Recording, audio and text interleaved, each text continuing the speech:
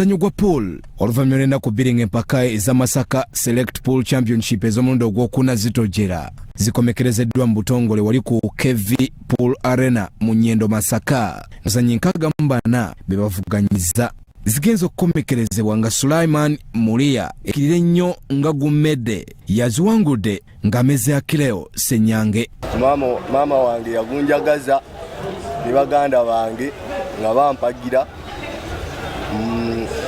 nga banteerayo registration paka kati era nze njogerwako wano mu kitundu mwembeera Masaka ndi omu ku abo aboogerwako nga tutandise okwogera ku muzannyo gwa pool. Yasisuka abantu 5 batandise okwogera ku muzannyo gwa pool. Omutesitesi Kimera Vincent asiimye abamukwatiddeko okulaba ng'empaka zino zigenda maaso okuli Lawrence Rwadda, Mulila John Richard, Mubirutone Kalimunda, Moses Matovu n'abalala. Tuleetera ozitegeka wabirawo abazannyi abasukulumye ku bannaabwe etwagala ate tunoonyeeko kwabo abaagala obbaddirira be tulaba nga nabo tubasuubira okugezaako okuchalenjinga bali abali waggulu, naye wewaawo abali waggulu nga babasingira ddala. Kakati tunoonyaayo ebitone ebyo bye tusuubira nga bye twatuumye talent search.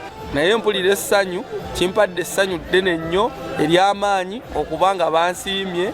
Abawanguzi baweereddwa ebirabo ebitali bimu.